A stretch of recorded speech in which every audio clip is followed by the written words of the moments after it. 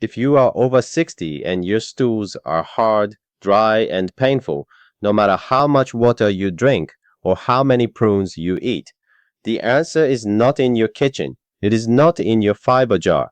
It is in something that has been quietly disappearing from inside your gut since you turned 50, and by 70, half of it is gone. In the next 15 minutes, I will show you exactly what that something is, why your doctor cannot fix it in a 15-minute appointment, and the gentle morning practice the women of my mountain village have used for 7 generations to keep their bowels moving easily into their 90s. My name is Master Takeshi Okamura. For 60 years, I have walked the path of Japanese traditional healing in Kurama, the old mountain town north of Kyoto. The knowledge I carry came from my grandfather, a Kampo practitioner, and his grandfather before him. My grandfather used to tap his stomach softly and say, "Takeshi, when this is dry, the whole body is dry. When this is empty, the whole body is empty." The elder healers of our village have known for many generations that the gut governs the immunity, the inflammation, the hormones, and the rest of the body. The laboratories of Tokyo are now beginning to measure what our grandfathers observed in the mountains for centuries. And what I am about to share with you may quietly save your dignity, your independence, and the simple peace of using your own bathroom without strain or fear. Stay with me, because the most important piece comes near the end, and it is the piece 9 out of 10 elders have completely backwards. Here is what no one has explained to you. The lining of your large intestine is not meant to be slick on its own. It cannot hold water on its own. It depends on tiny living creatures, your gut bacteria, to coat it with a soft, slippery mucus layer. Picture the bottom of a healthy mountain stream. Living moss grows on every stone. The water slides over it easily. Now picture that same stream after a drought. The moss is gone. The stones are bare and dry. The water cannot pass smoothly anymore. Dear friend, that bare, dry streambed is what your colon becomes after 60. And here is the number that will shock you. Between the ages of 50 and 70, the diversity of beneficial gut bacteria in the human body drops by nearly half. By 75, the loss is even greater. Researchers in Tokyo followed more than 1,400 adults for 11 years and found that those with the lowest bacterial diversity had 3 times the rate of chronic constipation, no matter how much water or fiber they consumed. You can drink 12 glasses of water a day. The water passes through and leaves nothing behind because there is no living moss left to hold it. My grandfather would have said it simply. You cannot grow rice in a field where no living thing remains in the soil. And this is why so many of the friends who come to me feel they are doing everything right and getting nothing for it. They are watering bare stone, but the empty streambed is only the foundation of the problem. There are 4 other forces working against your gut after 60, and one of them surprises almost everyone. Let me walk you through each one, because the order matters, and each builds upon the last. The first force is the slow loss of stomach acid. Beginning in your 50s, the cells of your stomach produce less and less hydrochloric acid each year. By 70, many people have only a third of the acid they had at 30. Without enough acid, the food you eat passes into your intestines, half broken down. The bacteria farther down receive damaged, inflammatory fuel, and they begin to die back even faster.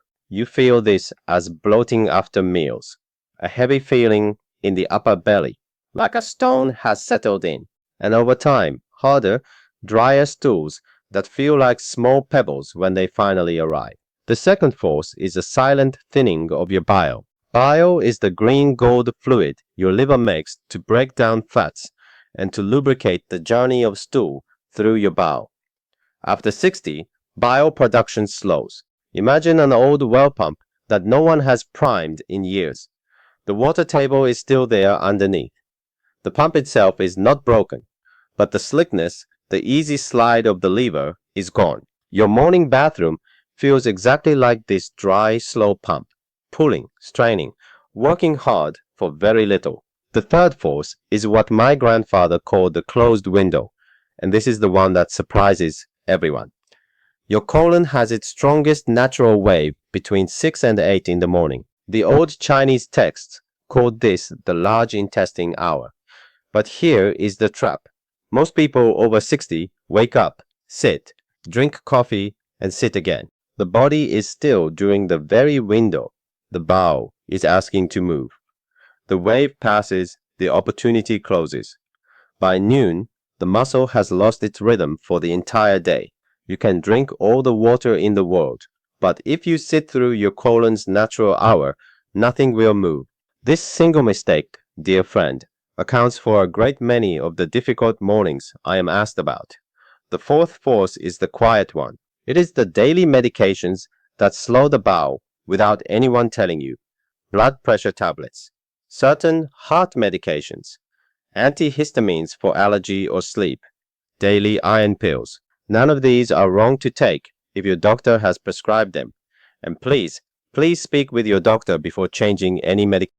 But you must understand that these are part of why your bowel feels different now than it did at 50.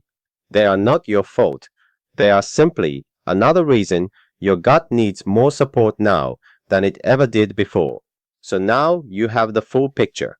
The empty stream bed underneath, the thinning acid above, the drying pump in the middle, the closed morning window, the quiet medications working against you.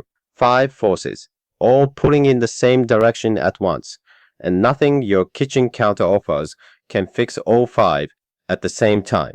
Let me tell you about Eleanor, 73, a retired school teacher from Bozeman, Montana. When she came to me, she had been straining every single morning for 6 years. She drank 12 glasses of water a day.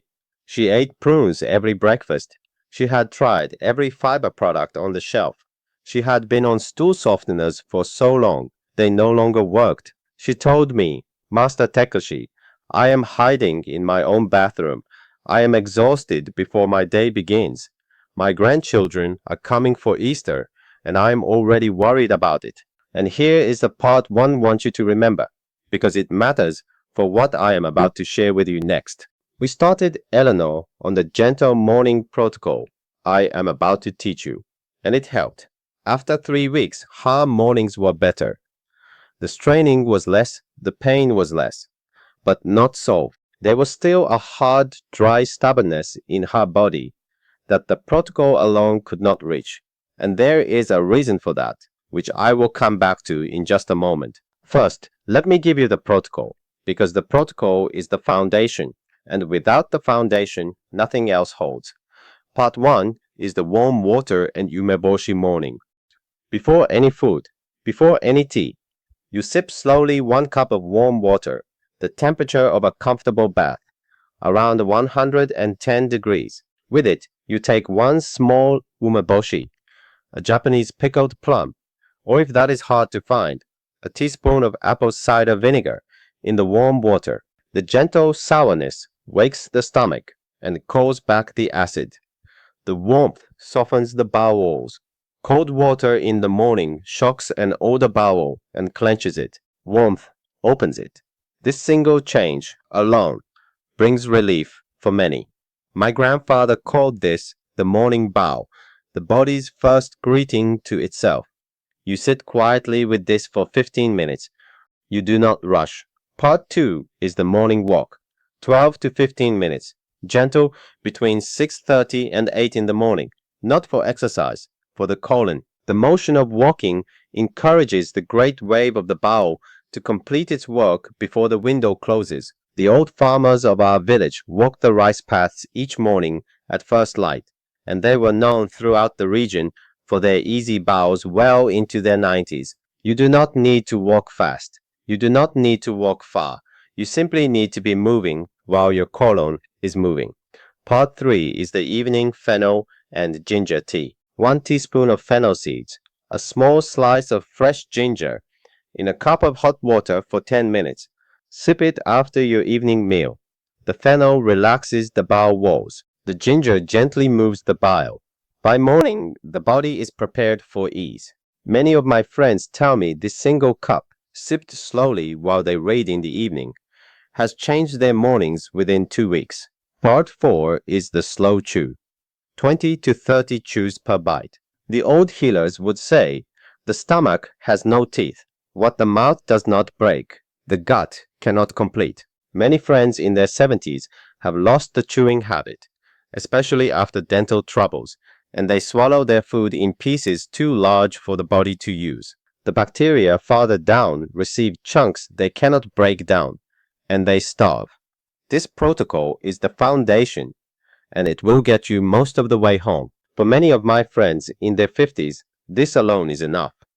But here is what I have learned in 60 years of watching, and here is why Eleanor's story did not end with the protocol. After 60, the protocol cannot rebuild what is no longer there. You can warm the stream bed, you can walk it gently, you can pour fennel and ginger over it. But if the living moss is gone, none of these things bring it back on their own. The bacteria themselves must be restored. The seed must be replanted. The soil must be fed. And the healing compounds the bacteria make, the ones that signal the colon walls to soften and stay slick, those must be supplied while the garden is rebuilding. This is the piece almost everyone gets wrong. People reach for a single probiotic capsule and expect the garden to grow. But a probiotic alone is just a seed.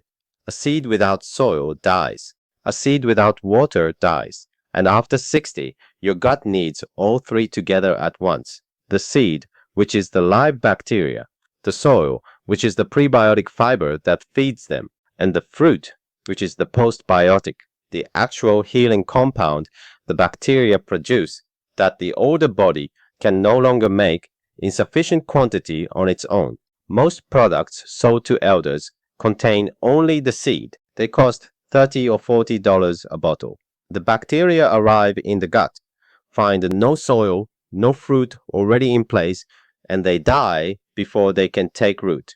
This is why so many of my friends tell me, Master Takeshi, I tried probiotics for a year and nothing changed. Of course, nothing changed. The seed was alone. I searched for years for something that brought all three together gently. Most products on the shelf had only one. Some had two. Almost none had the third, and the few that did used cheap ingredients in poor amounts. I would not recommend something to you, dear friend, unless I had given it to my own elder friends first and watched what happened in their mornings. The one I now share with the people who come to me is called BoochBod. It carries the live probiotic strain lactospore, which has been carefully studied for elder digestion specifically and survives the journey through stomach acid better than most. It carries prebiotic fiber, so the bacteria have something to eat the moment they arrive, not 3 weeks later. And it carries the postbiotics LM1004, which is the actual compound the older gut struggles to produce, the one that signals the colon walls to soften and hold moisture again. It also carries dandelion root, which my grandfather used in early spring to wake the sleeping belly.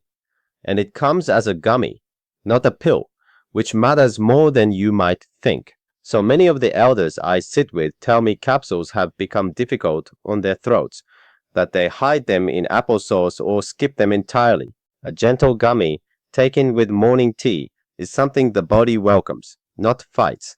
Over 30,000 people are now using it daily. There is a 60-day guarantee, which means if your mornings are not changing within 2 months, you send it back and you have lost nothing. I will leave the link below for you. Please speak to your doctor before starting any supplement. Now let me come back to Eleanor, because her story matters. After 3 weeks on the protocol alone, her mornings were better, but not solved. We added BoochBod. Within another 3 weeks, she came back and sat across from me and her eyes were wet. She said, Master Takeshi, for the first time in 6 years, I sat down this morning and my body simply did what it was meant to do. I cried in my own bathroom. My husband thought something was wrong. I told him something was finally right. Her grandchildren came for Easter. She was not hiding. She was in the kitchen, laughing. If you are still with me, please pause for a moment and tap subscribe. I make these videos every week for elders who are suffering quietly with the things no one talks about, and your subscription is what allows me to keep reaching them. It takes 2 seconds. Let me tell you about one more friend, Harold, 79, a furniture maker from Traverse City, Michigan, retired after 51 years at the bench. He had not had a comfortable bathroom morning in over 4 years when his wife brought him to me. He had tried every fiber product, every laxative his doctor would offer. We addressed his slow chewing, which had stopped after he lost several teeth. We started the warm water mornings. We added the gentle walk through his neighborhood. And just like Eleanor, the foundation helped, but it did not finish the work. The garden inside him had been emptied by years of antibiotics for sinus infections, layered on top of the natural decline after 60. When we added BoochBod, the last piece clicked into place. 5 weeks later, he came back and said, "Master, I had forgotten what a good morning felt like. My belly is no longer my enemy. I am sleeping 6 hours straight again." His daughter wrote to me later. She said her father was laughing at the dinner table again, telling old stories from the workshop, leaning back in his chair the way he used to. Before I let you go, 3 small wisdoms from 60 years of watching, the kind I share only with the friends who sit with me to the end. First, magnesium goes at night, not in the morning. A small amount of magnesium glycinate before bed, around 200 milligrams, gently relaxes the bowel overnight. By morning, the body is prepared. So many friends take it in the morning and wonder why it does nothing.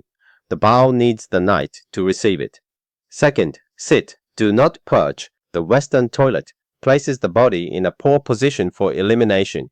A small footstool, 6 to 9 inches high, raises the knees and opens the angle of the colon. The old ways, squatting in the garden, knew this for centuries. Use the footstool. Your body will thank you within a week. Third, the same time each day.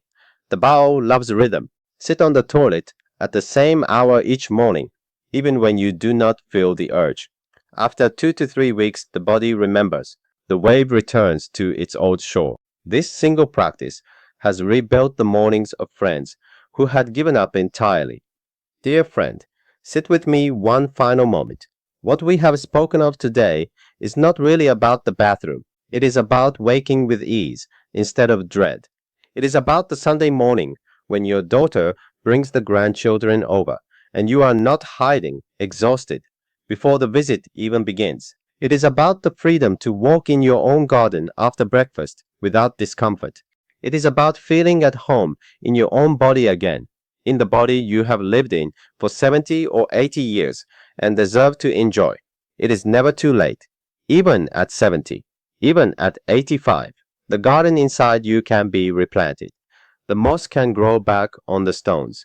The well pump can be primed once more. You have always been the keeper of this body, and the years ahead are still yours. If you would like to begin where Eleanor and Harold began, the link to BoochBod is the first one in the description below. There is a 60-day guarantee, so if your mornings are not changing within 2 months, you send it back and you have lost nothing. Please speak to your doctor first. Walk slowly today. Drink your warm water and know that I am here when you return.